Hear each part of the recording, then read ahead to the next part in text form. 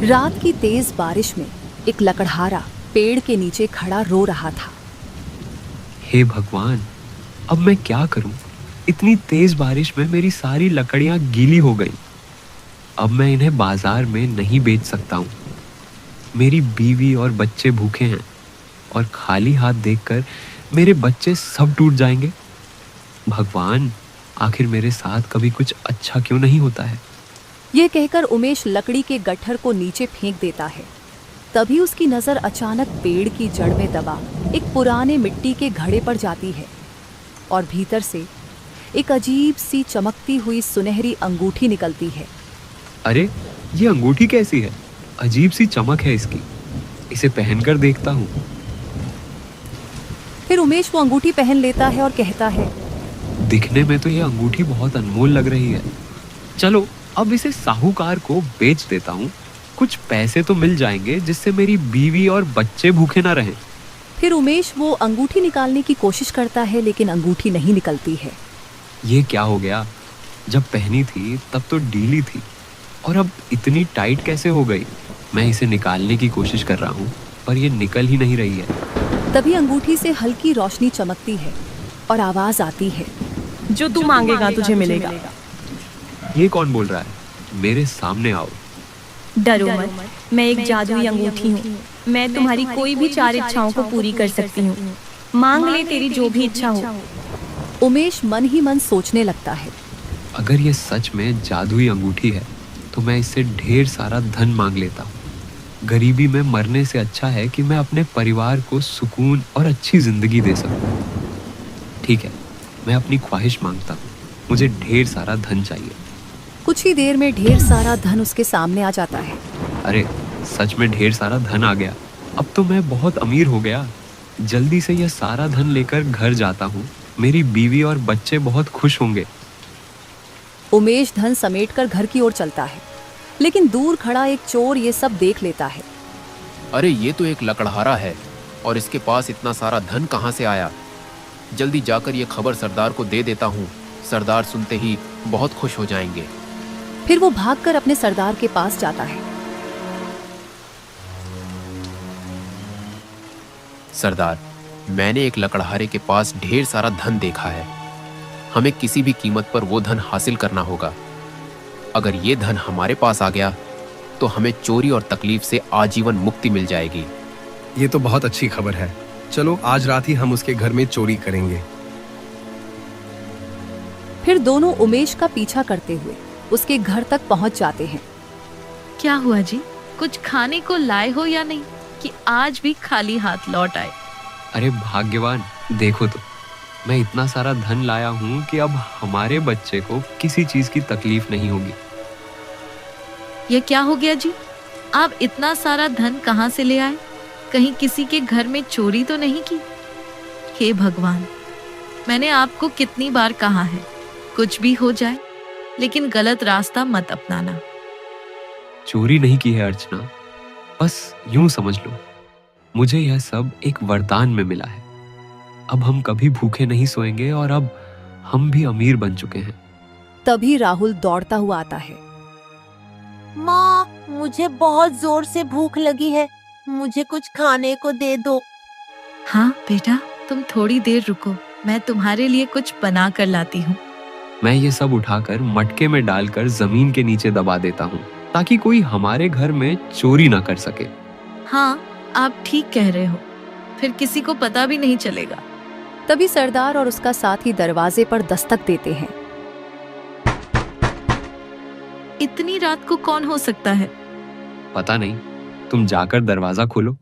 अभी मैं इस धन को रसोई में छुपा देता हूँ। जैसे ही अर्चना बाहर जाती है, तभी सरदार और साथी अंदर घुस आते हैं। तुम लोग कौन हो? चुपचाप यहाँ से चले जाओ। हम यहाँ से तभी जाएंगे जब तुम वह सारा धन हमें दे दोगे। मेरे पास कोई धन नहीं है। देख रहे हो, मैं तो झोपड़ी में रह रहा हूँ, गरीब हूँ। मेरे पास कहाँ से धन हो सकता है? झूठ मत बोल। झूठ बोलेगा तो तेरे बेटे को मार दूंगा। नहीं, ऐसा मत करो। आप वो धन इन्हें दे दीजिए। हमारे बेटे से बढ़कर धन नहीं है। हम उस धन के बिना भी गुजारा कर सकते हैं। मैं उसे नहीं दे सकता हूँ। एक बार गरीब बन चुका हूँ, दोबारा नहीं बनना चाहता हूँ। सरदार राहुल के गले पर चाकू रख देता है। अगर धन नहीं दिया तो तेरे बेटे को यही टपका दूंगा। नहीं, रुक जाओ, मैं देता हूँ। मेरे बेटे को छोड़ दो। उमेश धन की पोटली लाकर सरदार को दे देता है। इतना सारा धन है तेरे पास और मुझसे झूठ बोल रहा है। सजा तो तुम्हें जरूर मिलेगी। अब मैं धन और तेरा बेटा दोनों को ले जाऊंगा। नहीं नहीं, मेरे बेटे को छोड़ दो। लेकिन सरदार चला जाता है, उसके बेटे और धन दोनों को लेकर। ये सब आपकी वजह से हुआ है। अगर आप वो धन पहले ही दे देते तो वो मेरे बेटे को नहीं ले जाता। अब तो धन भी गया और मेरा बेटा भी। मुझे मेरे बेटा वापस चाहिए। आप कुछ भी करके मेरे बेटे को वापस लेकर आइए। हे जादुई अंगूठी, ये कैसी तेरी माया है। कुछ देर के लिए धन आया और अब धन भी चला गया और मेरा बेटा भी। तुम क्यों रो रहे हो? अभी तुम्हारे पास 3 इच्छाएं शेष हैं। बताओ, मैं तुम्हारी क्या इच्छा पूरी कर सकती हूँ? मेरी इच्छा है कि मेरा बेटा वापस लौट आए। यही मेरी दूसरी इच्छा है। सोच लो, अब तुम्हारे पास केवल 2 इच्छाएं बाकी हैं। ठीक है, पहले मेरे बेटे को वापस लेकर आओ। फिर तेज रोशनी फूटती है और कुछ ही देर में उसका बेटा वहीं पर आ जाता है। राहुल, मेरे बेटे, तुम ठीक हो ना? लेकिन राहुल अचानक ही चक्कर खाकर गिर पड़ता है। क्या हुआ बेटा? उठो बेटा, उठो। तुम्हें क्या हो गया है? ये क्या जादुई अंगूठी है? इसे उतार कर फेंक दो। हमें कोई वरदान नहीं चाहिए। हम जैसे हैं वैसे ही खुश रहेंगे। ऐसा ना हो कि एक दिन हम अपने बेटे से हाथ धो बैठें। अर्चना, मैंने बहुत कोशिश की इसे उतारने की, लेकिन ये अंगूठी उतरती ही नहीं है। मैं क्या करूं? अगले दिन गरीबी फिर से लौट आती है। उमेश अपने झोपड़ी में बैठा रो रहा था। हे भगवान, क्यों हर बार मेरे हिस्से में यही दर्द लिखते हो? थोड़ी सी खुशियां आई भी तो पल भर में छिन गई। बेटा बीमार पड़ा है, जेब में 1 पैसा नहीं है। बाहर देखो, ये बारिश भी जैसे मेरा मजाक उड़ा रही हो। लकड़ी काटने जाऊं भी तो कैसे? मांग ले, अपनी तीसरी इच्छा में जो मांगना है मांग ले। फिर ये मौका दोबारा नहीं मिलेगा। अब इस बार मैं कुछ ऐसा मांगूंगा कि मुझे फिर कभी कोई कमी ना रहे। ठीक है, मुझे बहुत बड़ा महल चाहिए और मैं उसका राजा बनना चाहता हूँ। ठीक है, तुम्हारी ये इच्छा पूरी होगी। कुछ ही क्षणों में उसकी झोपड़ी एक विशाल और भव्य महल में बदल जाती है। देखो अर्चना, हमारी झोपड़ी अब महल में बदल गई है। अब हमारे पास किसी चीज की कमी नहीं होगी।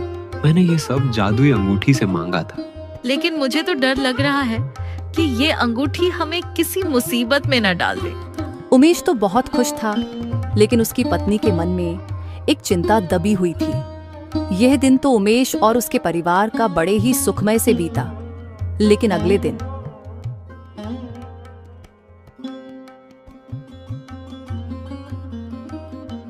बाहर आओ उमेश, महाराज ने तुम्हें तुरंत महल में बुलाया है।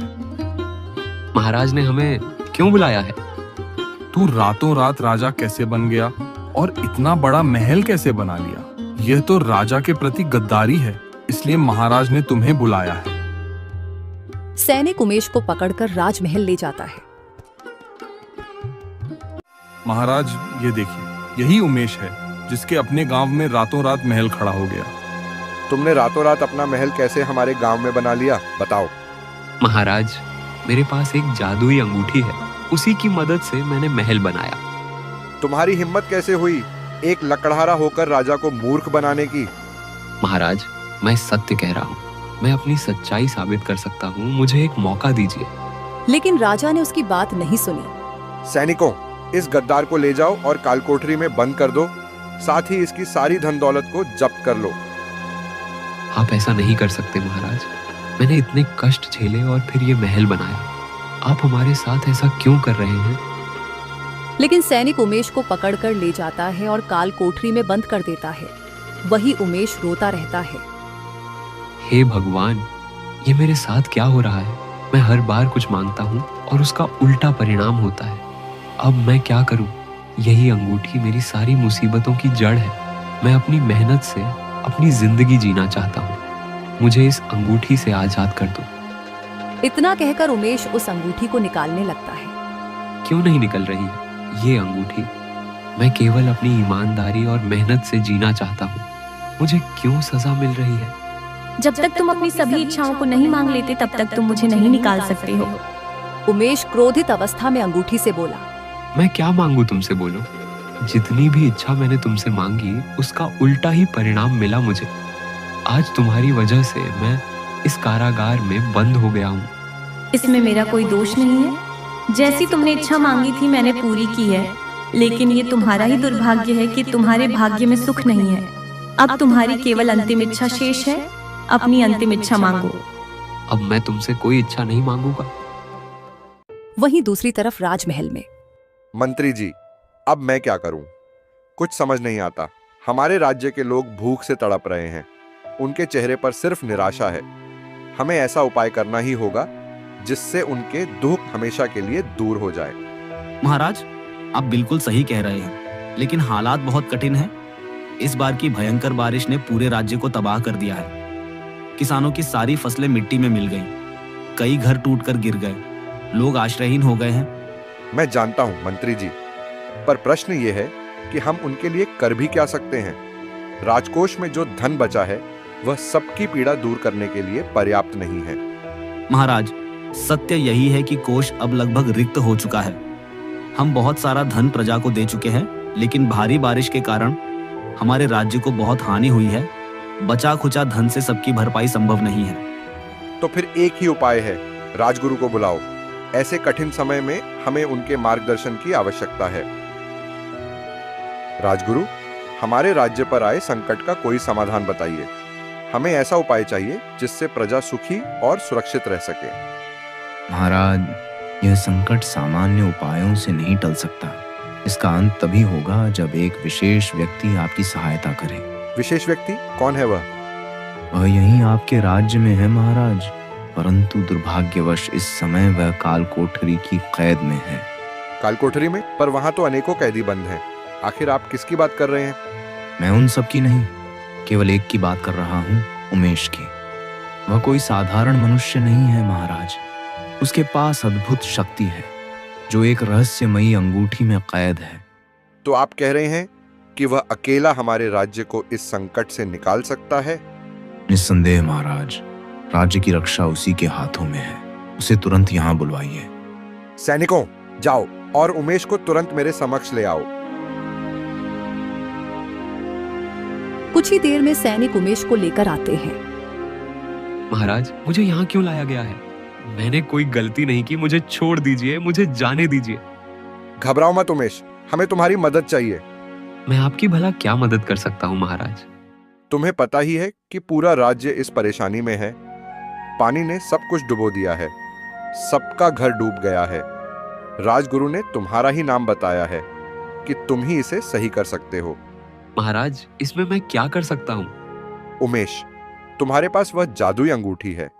इसी की मदद से तुमने पहले 3 बार वरदान मांगा। महल भी इसी से बनाया था। अब तुम इस अंगूठी से कहो कि हमारा राज्य खुशहाल और सुरक्षित हो जाए। महाराज, यही तो मेरी चिंता है। अब तक इस अंगूठी से मांगी हर इच्छा ने मुझे उलटा दुख ही दिया है। कहीं ऐसा ना हो कि मैं कुछ और मांगूं और पूरा राज्य और गहरे संकट में पड़ जाए। उमेश, हम सबकी उम्मीदें तुम्हारे ऊपर हैं। तुम इस अंगूठी से कहकर तो देखो। ठीक है महाराज, मैं एक बार प्रयास करता हूँ। हे जादुई अंगूठी, मुझे तुमसे एक आखिरी वरदान चाहिए। कहो उमेश, तुम्हें क्या चाहिए? मैं अपने गांव वालों के लिए सुख, शांति और खुशहाल जीवन चाहता हूँ। अचानक अंगूठी से तेज रोशनी निकलती है और उसमें से एक विशाल नागिन प्रकट होती है। ये क्या हो रहा है उमेश? ये नागिन कहाँ से आ गई? डरिए मत महाराज, मैं कोई हानि नहीं पहुंचाऊंगी। मैं एक दिव्य नाग कन्या हूँ।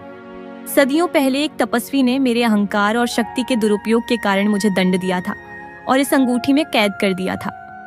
तो इसका मतलब तुम ही वो शक्ति थी जो मेरी इच्छाएं पूरी करती रही। हाँ उमेश, मैंने तपस्वी से अपनी भूल की क्षमा मांगी।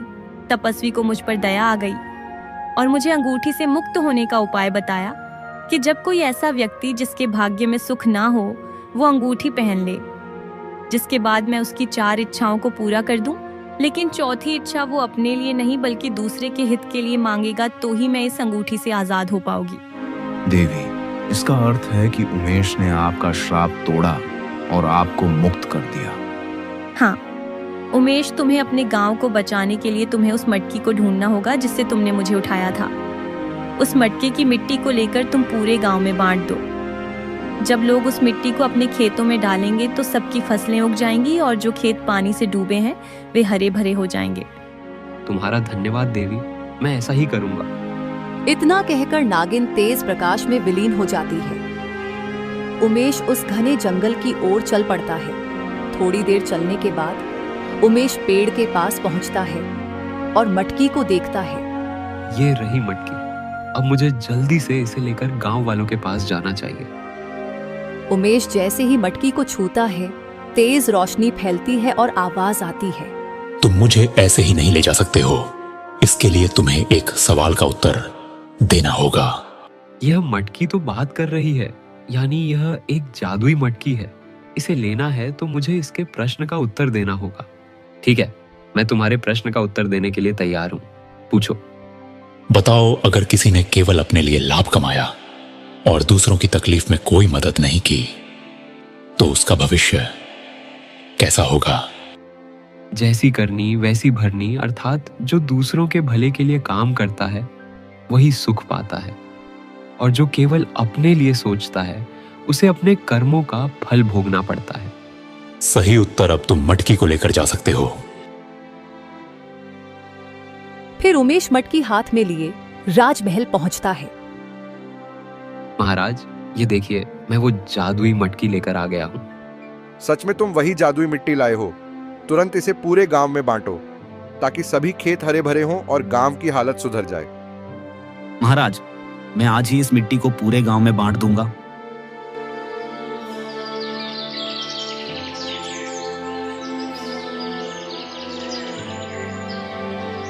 उमेश, तुम्हारे कारण हमारे राज्य में पुनः सुख शांति लौट आई है। नहीं महाराज, मैंने कोई महान काम नहीं किया, मुझे बधाई मत दीजिए। जो किया वह सिर्फ मेरा फर्ज था। उमेश के कारण राज्य में सुख शांति आ जाती है और राजा ने उमेश की सारी धन संपत्ति जो राजा ने जब्त कर ली थी उसे लौटा दिया और उमेश अपने परिवार के साथ सुखी जीवन व्यतीत करने लगा।